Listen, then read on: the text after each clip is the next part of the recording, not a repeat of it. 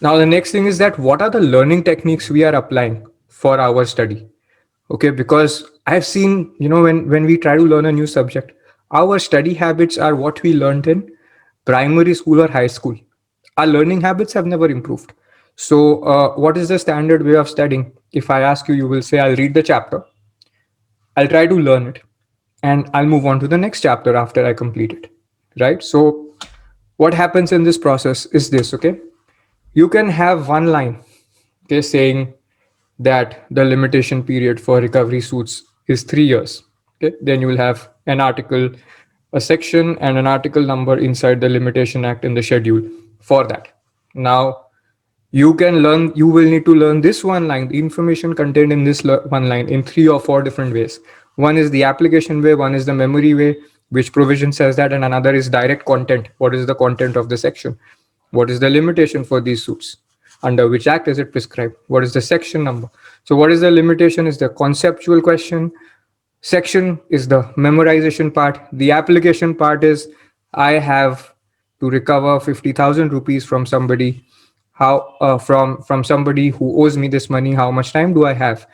He was to repay this money to me on 1st of November 2020. Now that's the application part. Now I need to ensure that every chapter, every note, every piece of one information I read for every section in the syllabus with the important case law, I should be able to apply it in this way. And this is just for the prelims, right? After that, I will need to ensure that I can also write answers for the mains in this way. Now, what do I mean by learning techniques? So if this is the output requirement, I need to have a learning technique which doesn't leave scope for error. When you leave it to human judgment, there is a lot of scope for approximation and errors. What is the approximation we do? When we read without testing, we say that, I have understood. Broadly, I have understood. Okay, and you can check this for yourself. Okay, you might have understood 50 to 60% of the information contained in a note or in a class or in a video.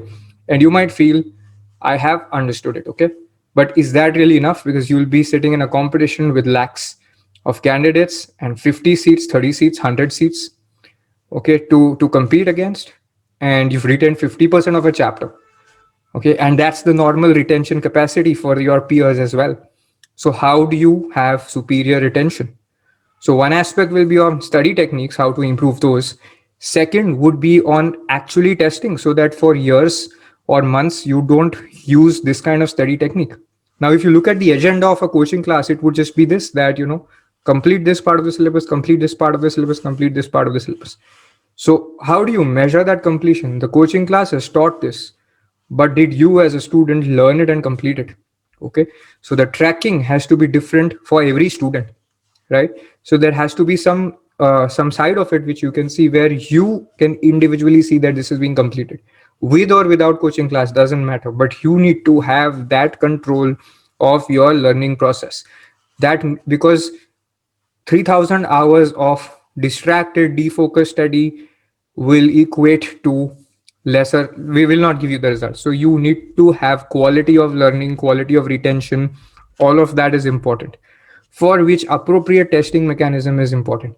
And here there is one more tip I have for you, is that a lot of you think that for prelims it's only going to be MCQs, so I should only practice MCQs. Now there's a very big problem here. Of course, in your mains, you're going to have subjective answer writing. But the big problem here is that how do you really learn? Human beings learn way better by writing than by any other way. Okay. So you might read a chapter and you might feel I remember it without even thinking of writing the answers, and that is misleading. Try to reproduce it. You will identify on your own self that what are the gaps. You will need to refer back to the study material that you have, whatever book you're reading from, and then write the answer again.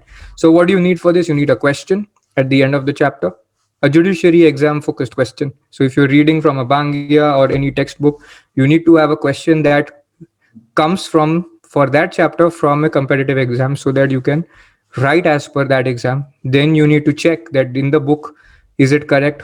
Have I remembered everything? Then you need to add that in.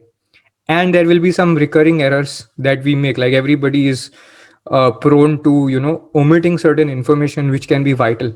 These are a function of our study habits, and we are ourselves blind to it. Okay, everybody has these learning drawbacks.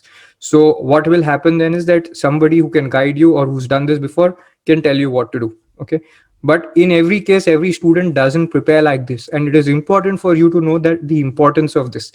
If you learn like this, there are two ways you benefit. One, if you are sitting for the mains, you're simultaneously preparing for that.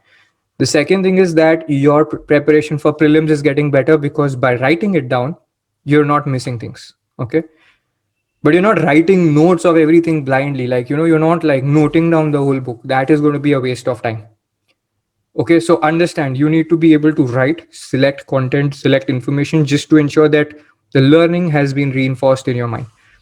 The other thing that people do is sometimes they blindly go into, a lot of people have this problem of vocalizing learning, but while they are reading it in their mind, it's called sub vocalization if you're doing it in your mind, and vocalization if you're actually reading it out aloud. But while they're doing that, they can't register the information. Like it used to happen to me, if I'm reading it out aloud, I can't register the information, so I have to read in my mind, but I will sub vocalize. Okay, so that's fine, but at least I can retain the information. What's worse is if you skim through, like some people try speed reading without mastering retention. If you try that, you will go through it very fast, but you have to be able to retain what you have. Okay, so don't practice skimming, practice speed reading with retention, not without retention. Okay, this is a major pitfall that I faced when I had to deal with volumes of content to learn.